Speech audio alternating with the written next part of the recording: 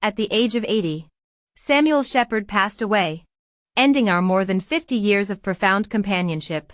He claimed to be infertile and only desired a spiritual union. Yet, in the end, he remained faithful to another woman throughout his life. In my final days, I wrote my last collection of essays titled The Two of Us, chronicling our meeting, courtship, and reflections on life until Samuel's diaries went viral online. Sitting in my wheelchair under the blinding camera flashes, reporters swarmed around me, asking about Samuel's posthumous manuscripts that revealed his decades-long secret devotion to Vivian Mendel and his celibate commitment to their illusory romance. The Two of Us became a huge joke overnight, with online reviews saying, "Pathetic fantasies of a woman who was unloved her whole life." Yvonne finally wheeled me through the crowd. When we were alone, her eyes were filled with pity and guilt. Yvonne Shepard, Vivian's biological child, adopted by Samuel and me when Vivian's husband died during her rising acting career. I had nursed this sickly infant through countless sleepless nights, pouring all my maternal love into her.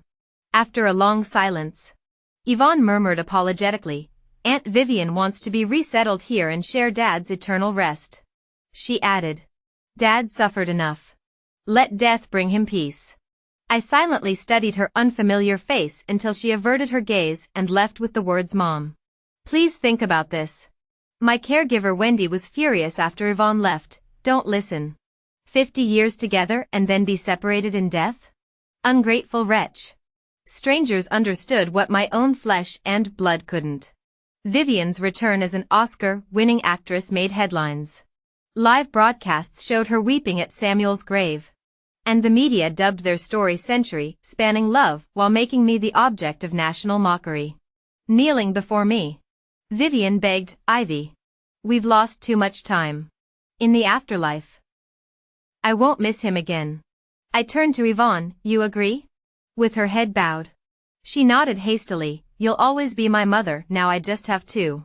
Ever the shrewd one, Yvonne knew an actress' mother's influence was greater than mine. Wearily, I conceded, "Approved." A shared gravesite, family recognition, all approved. "Wendy, show them out." In the empty silence, fragments of memories surfaced. I recalled Samuel explaining Yvonne's name, "In the long journey of life, may she persevere." Now I realized that Yvonne symbolized his distant affection for his muse abroad. Our wedding eve confession about infertility, he knew how much I yearned for children but maintained the lie for decades. I never doubted Samuel's love, mistaking his restraint for stoicism. Now I understood that his restraint had been to preserve a space in his heart that was never truly mine. The friendship between gentlemen is as pure as water, only something as simple as water can endure. That's why we've stayed together all these years. Yet, the overwhelming love pouring from those posthumous manuscripts revealed he wasn't incapable of expressing emotions, he just didn't love me. I thought I should hate him. But with age, even hatred has faded. All that remains is a faint sorrow, seeping from the depths of my heart until it permeates my entire being. My entire life has been a pursuit of authenticity. In the preface to my essay collection, I wrote, "I'd rather have clarity in darkness than ambiguity in false light." Yet it turns out my whole existence has been built on lies. The thought if I could start over burns within me like a drowning man grasping for driftwood. When I awoke, I found myself back to the first anniversary of my marriage to Samuel Shepard. Sam had been working non-stop for weeks on film shoots and now lay exhausted on the couch. This wasn't the globally celebrated director he'd become in a few years, but the green young filmmaker still managing every aspect of production, from set logistics to actor egos. I understood his exhaustion. Even when he forgot our anniversary year after year, I never held it against him. Dusk was settling when Sam finally stirred awake. His first words were, "Ivy Young, perhaps you shouldn't attend the Horizon auditions. Vivian's husband just died, and she's raising a child alone. This film means everything to her." The Horizon would later sweep domestic awards, launching Vivi Mendel as the youngest Golden Horse Best Actress winner, her springboard to becoming every director's favorite. This was Sam's first step in paving Vivi's golden path to stardom. Yet he knew better than anyone how hard I'd worked for this role. Vivi was the sister his family adopted. He constantly preached family comes first, so I kept conceding. But not this time. Setting down my teacup, I stated calmly, this film matters to me too. His brows furrowed in surprise. Ivy. You have me. Opportunities will come. But Vivi. I rolled up my sleeves, revealing arms mottled with bruises. 6 months of daily martial arts training in rain or shine. Sam Shepard. What gives you the right to demand my surrender? Momentarily stunned, he softened his tone, embracing me placatingly. I know you've suffered, Ivy. But Vivi isn't just anyone. No. She's the woman who's held your heart for decades. Smoothing my sleeves, I countered, let us compete fairly. Do you truly doubt her abilities so much? That night marked our first real rift. I immersed myself in martial arts studios, channeling my character's essence. The Horizon would become a groundbreaking feminist narrative in its era, a pioneering work later enshrined in film history. Its only flaw lay in limp action sequences. I adored this film and dreamed of perfecting it. Never did I imagine Sam would stoop so low for Vivi. The night before auditions, he drugged my water and disabled my alarm.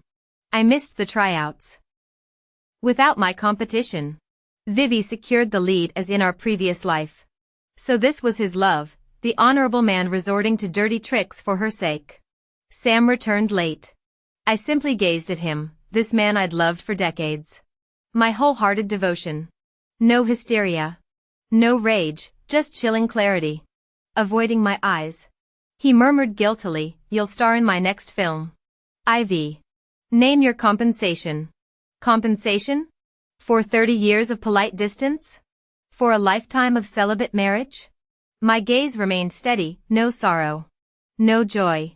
He stepped forward, trying to pull me into an embrace. I dodged him and said calmly, I understand. Lying on the bed and staring at the white ceiling, I felt nothing but bitter resentment. In my past life, after missing this film project, I had adopted Yvonne Shepard and consequently sacrificed part of my career. By the time Yvonne grew older, I could only secure supporting roles, with my greatest achievement being a Best Supporting Actress award. My gaze hardened with determination. I wouldn't surrender this time. The next day, I went to see Ethan Weiss, as Samuel Shepard's producer and later hailed as his golden partner in cinema. Their collaborative success became legendary. More importantly, he was the scion of the Weiss family, the primary investors for this film. The man before me sipped his coffee leisurely. Mrs. Shepard, you shouldn't be coming to me. His eyes glinted with amusement though his tone remained firm. Someone who disrespects timelines doesn't deserve second chances. I lowered then lifted my eyes, my voice deepening with conviction.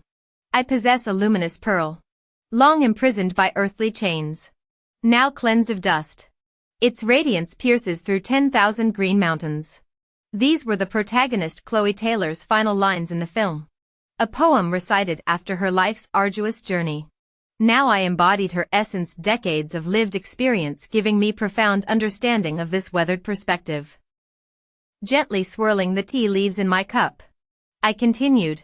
Mr. Weiss, true pearls are worth waiting for. Ethan's expression shifted to seriousness before breaking into a smile. Mrs.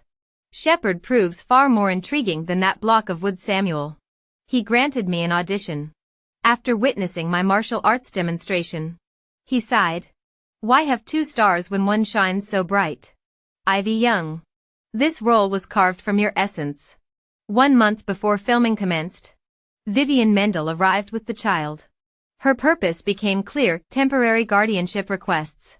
It was through these months of caretaking that I developed deep affection for Yvonne in my previous life, leading to eventual adoption.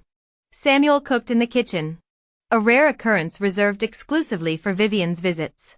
Because Vivian adored his culinary skills, he willingly played chef. How magnificent this love story.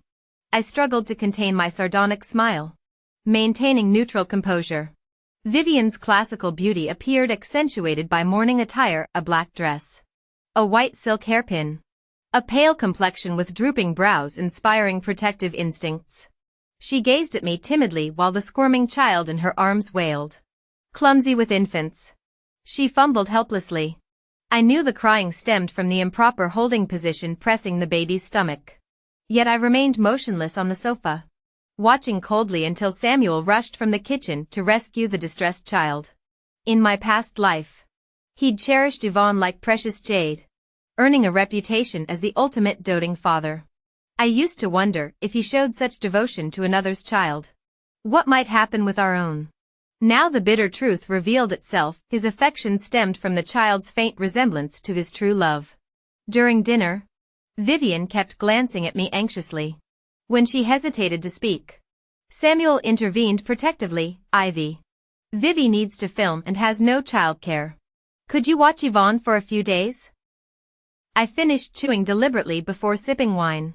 Unavailable. Samuel frowned impatiently. Ivy. We're family. Stop being difficult. His perpetual assumption of my compliance ignited my defiance. You presume I'm petty without even asking my reasons? Meeting my gaze, he stiffened. Then explain your commitments. I wiped my mouth deliberately and stood up from the table. You'll know when the time comes. I'm full, I'll leave you two to catch up. I could barely contain my anticipation of the spectacular expressions they'd wear on the day of filming commencement.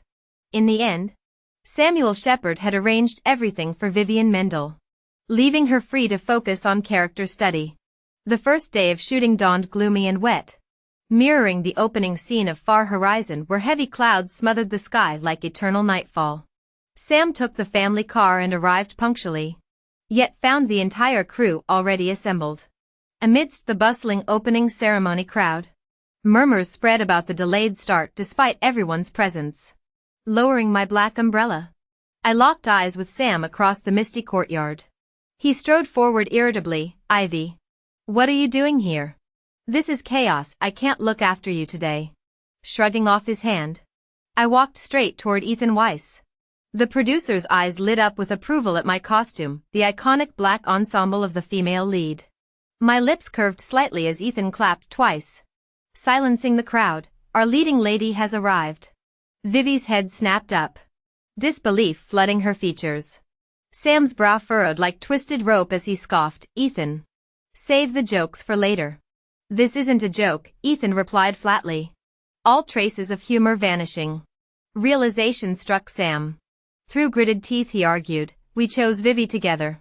There's no precedent for last-minute recasting. Ethan's expression hardened. Ivy Young is your wife. Don't pretend you don't see she's perfect for this role. He stepped closer, grip tightening on Sam's shoulder. Samuel. For a true director, art should be the only compass, not sentimental attachments. Vivi fled the ceremony in tears, shooting me a venomous glare as she passed. Sam half moved to follow when the opening fireworks exploded, rooting him to the spot. Our group photo captured him stone-faced at center stage while I smiled triumphantly beside him, the dawn of my era. When filming began, the original supporting actress fell ill. Vivi conveniently replaced her. How thoughtful of Sam. Fate decreed our first scene together would be the climactic confrontation where the protagonist discovers her childhood friend's betrayal. Trembling, I advanced step by step until looming over her. My voice fractured. Tell me it wasn't you. I had no choice. Chloe. The blade in my hand flashed as I delivered the scripted slap, cold steel pressing against her throat. My eyes burned crimson with murderous grief, a woman avenging fallen comrades. Vivi froze. Lines forgotten. The supporting role offered rich complexity, a street urchin turned betrayer turned sacrificial hero. But it required depth beyond Vivi's capabilities. Cut. Sam rushed to inspect Vivi's cheek, tenderly applying an ice pack. You're doing great. Vivi. Let's try again. I rolled my eyes. Great. His standards had clearly collapsed. Ethan beat me to the scoff, his derisive snort echoing across the set. Tell me, what's so good about it? Another take. Vivian Mendel wasn't stunned this time, though her lines came out stilted. Cut. Cut. Cut. Samuel Shepherd looked pained, But Vivian still had tears in her eyes as she insisted. I can do this. Honestly. If she'd used this level of acting in the actual scenes, we would have wrapped hours ago. By the end, even my hands were numb from clapping. Vivian glared at me with her puffy face. Ethan Weiss lounged in his chair without even glancing up. If you were truly capable, we wouldn't need 23 takes. Miss Mendel. You might not be tired. But the crew is. The set full of working-class professionals had no patience for her performative dedication. When Ethan left to negotiate investments elsewhere, Samuel spent days coaching Vivian's acting personally. The shooting schedule finally crawled forward. Then came the female lead's pivotal moment, the iconic spear-wielding scene that would become cinematic history. I'd prepared for months, training daily with the stunt coordinator. Yet what Samuel captured was painfully mediocre. People often say the camera has a soul. Through Samuel's lens, Vivian always appeared like some untouchable saint, that serene, immovable beauty. In my past life, I'd comforted myself that Samuel loved me. That Vivian simply photographed better. Because he loved her. I could never surpass her in his frames. But why should my years of effort lose to this fleeting infatuation? After multiple spear sequences, I collapsed. Let's wrap. We'll reshoot tomorrow. When the crew dispersed, Samuel approached me with furrowed brows. You're dissatisfied? We've already invested too much time here.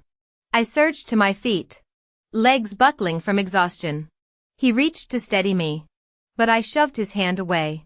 Samuel Shepard. This is your film. This scene is the heroine's defining moment. Are you truly satisfied with today's footage? His silence spoke volumes.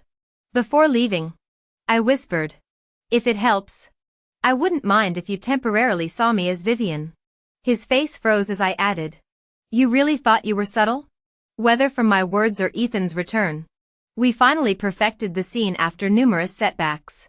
The intense spear training left my arms badly strained, but the production waited for no one. When the wire rig failed during freefall, I couldn't even brace myself properly. As I fell, I saw Samuel immediately running toward Vivian without hesitation. 50 years of shared history, and I'd never been his first choice. Instinct made me shield my face mid-fall, an actor's most vital asset. This film was my chance to change destiny. Though obsession had clearly clouded my judgment, darkness swallowed me. I awoke to Ethan's exhausted face at my hospital bedside. Relief flooded his features before he exploded. Ivy Young. How many lives do you think you have? Even rookies know to protect their heads during falls. I offered a guilty smile, making him angrier. Pressing his lips tight, he finally sighed deeply. Ivy Young. Nothing is more important than life. Get some rest. You'll always be the leading lady of Horizons. Samuel Shepard didn't come to see me until dusk. The concern on his face when he looked at me seemed genuine. Yet I remained his last priority. I used to think he treated Vivian Mendel like a sister. That his doting was merely fraternal duty. How wrong I'd been. The reason I never mentioned divorce was because of our 50-year companionship. Even with his journal laid bare before me, I couldn't believe it. 50 years, tens of thousands of nights with my pillow companion. He'd abandoned me at death's door. Only now did my hope finally die. A belated fury surged through me. This violent emotional turmoil foreign after years of restraint. Long, suppressed thoughts erupted like geysers. His journal entry haunted me. Vivi. I tried loving another. Ivy's a good woman. Loving her would have been our best resolution. But I failed. Love can't be forced. Countless times I'd agonized, am I truly so unlovable? Half a lifetime together. Had there been even one moment when his heart stirred for me? Yet ultimately, I asked nothing. It no longer mattered. Truly didn't. Samuel. After we wrap Horizons, let's divorce. Sam's eyes widened incredulously. He stepped forward, grasping my wrist. Ivy. Let me explain. I twisted free. His touch now conjuring my entire pathetic existence. A nurse entered, eyeing him coldly. Who are you to the patient? She suffered a concussion from that fall. Another centimeter and you'd be arranging her funeral. Only then did realization strike him. Ivy. I didn't know. His stammer carried genuine remorse. He lunged to examine my injuries, face contorting at the purple welts marring my skin. For days afterward, Sam kept vigil despite my harsh words. Sometimes I'd study him, remembering my previous surgery when he'd abandoned all work to care for me for an entire year. That year made me believe in his love. But love withers under comparison against Vivi. I'd always be the runner-up. After a week-long recovery, Horizon's production couldn't be delayed further. Guilt-ridden, Sam shadowed me after daily shoots, mistaking my divorce ultimatum for a temper tantrum to be soothed away. Vivi cast multiple longing glances his way, but this time he resisted. He claimed Vivi was merely a frail childhood friend needing protection. That as his wife, I deserved his efforts to love me more. Consulting his journal timeline, this was his attempt to love me phase. Samuel. Love can't be forced. His eyes flickered with conflict before settling into tender resolve. Ivy. I'll treat you right. If he offered, I'd seize the opportunity. Personal acting coaching from the legendary director Shepard himself. Post-makeup. The dressing room held just us two. This scene required Chloe Taylor's spiritual crisis confrontation with Monk Wunung, how to portray seduction with dignity.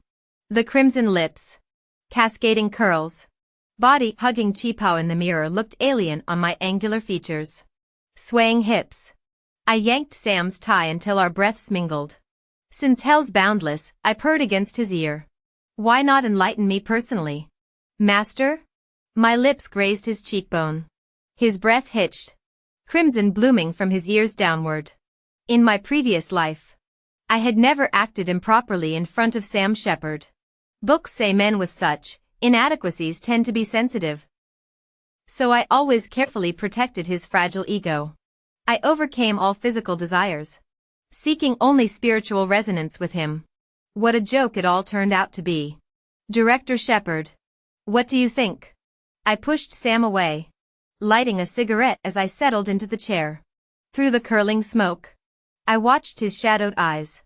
After a long pause, he rasped, Ivy. After we finish the distance, let's truly be together. I'll try to love you. How pathetic love becoming an effortful task. I exhaled slowly, lips curling in bitter amusement. But Director Shepard, I've changed my mind. An inadequate man could never satisfy me. Unfortunately, someone overheard this. The rumor of Sam Shepard's impotence spread like wildfire through Hollywood.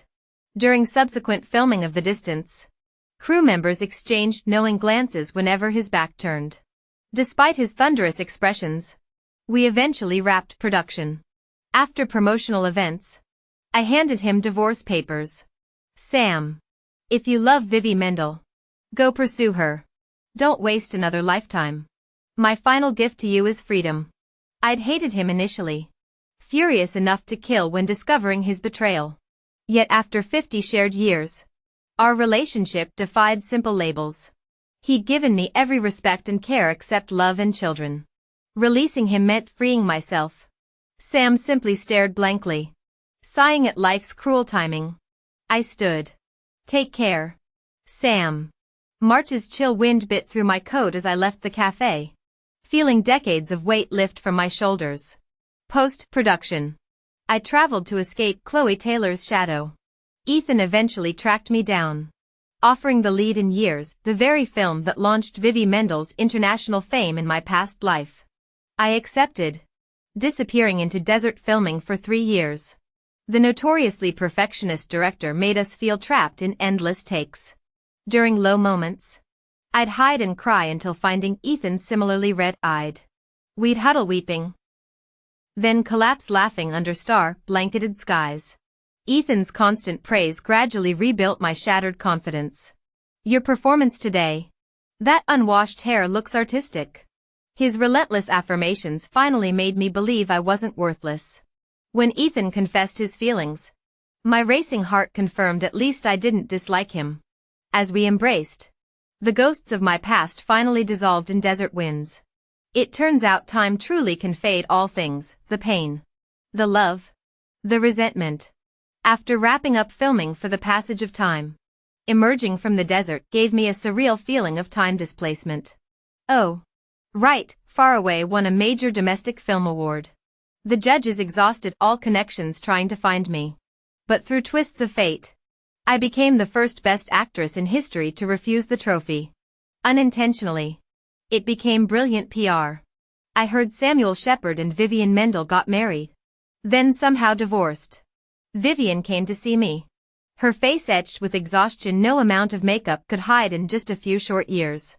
Yvonne must have been a handful, she'd clearly learned that lesson. In their love triangle, Vivian always seemed the outsider. She never asked for anything. Just let Sam meticulously plan her life. In the end, all she did was weep at his grave and say, "I'm sorry. I didn't know how much you loved me." But did she really not know? After all those shared days and nights? Dropping 2 sugar cubes into my coffee, I suddenly asked, "Did you love Sam?" Vivian froze, staring at her spoon. How could I not? Her laugh sounded brittle. But Ivy, I'm not like you. I loved myself more. After she left, I sat alone in the cafe for hours. Until Ethan Weiss came sprinting through the rain, his smile scattering the gloom. So in the end, Vivian was simply selfish. She might have cared for Sam, but her own comfort mattered most. That's how she could spend years luxuriating in his devotion while pretending not to notice. I won't judge right or wrong, it's irrelevant now. The day I moved my luggage out, Sam stood red-eyed. Death gripping my suitcase. Children always think clutching tighter will stop things from leaving. Sighing, I said, "Sam, let's go somewhere." A final closure. I took him to a mountain temple, the place I'd always wanted to visit with him in my past life to fulfill vows. Though we never made it. Dawn mist swirled as we climbed mossy stone steps in silence. Sam. These 99 steps, I once kowtowed every 3 steps as I climbed. Back when he'd been filming abroad. Caught in terrorist crossfire. When prayers to gods felt like my only power. His confused expression made me continue. I loved you so fiercely I abandoned pieces of myself. He looked torn. Finally whispering, "Ivy. You're just clinging to lost toys." Sam. The ache fades fast. Walking ahead, I admitted what I'd never say before, how humiliating it was to acknowledge being unloved. But now it barely stung. Sam lunged to grab my wrist. "That's not true. You don't know my heart." I smiled. "If I'd never asked for divorce, if we'd lived your perfect script, would you have loved me?" His agonized silence said everything. "I would have realized it," he rasped. More to himself than me. At the summit, a priest stopped us, offering free divination, studying me with theatrical mystique. He chimed, "You come from far away, don't you?" I smirked at the fortune teller shtick. His bell rang like distant echoes as rain began pattering the temple eaves. Standing at the epicenter of the whirlwind with Sam, the future crashed over us like a tidal wave. Male leads perspective finale. Sam awoke as if from an impossibly long dream, one where he and Ivy grew old together, sharing a lifetime of quiet devotion. He saw the day her private writings were exposed, Ivy standing bewildered at the center of a jeering crowd. Frozen like a deer in headlights. A dull ache pierced his chest as he lunged forward. Desperate to shout "It's not true," only to pass through the throng like a ghost. He witnessed Ivy prostrating herself on 99 temple steps, praying for his safe return. Saw the 3 of them, their little family, strolling hand in hand across sunlit lawns. Their happiness so tangible it felt fragile. As a filmmaker trained to craft illusions, Sam had spun his own delusion, an obsession with chasing distant horizons. He'd fancied himself in love with Vivi once, a schoolboy infatuation made precious by its impossibility. Year after year, he'd nurtured that fantasy until it blinded him to the woman who truly mattered. Now, shaking off the dream's residue, 25-year-old Ivy stood before him murmuring prayers for someone else. Their final encounter came at a film gala. Ivy descended a grand staircase, luminous without jewelry, radiance personified. When she spotted the man waiting below, Her smile softened as she threaded her arm through his. This was her rightful brilliance. The glow his arrogance had dimmed. Sam drained his whiskey and vanished into the night. He could have had a lifetime of warmth. Instead, he'd chosen to wander eternity's cold corridors alone.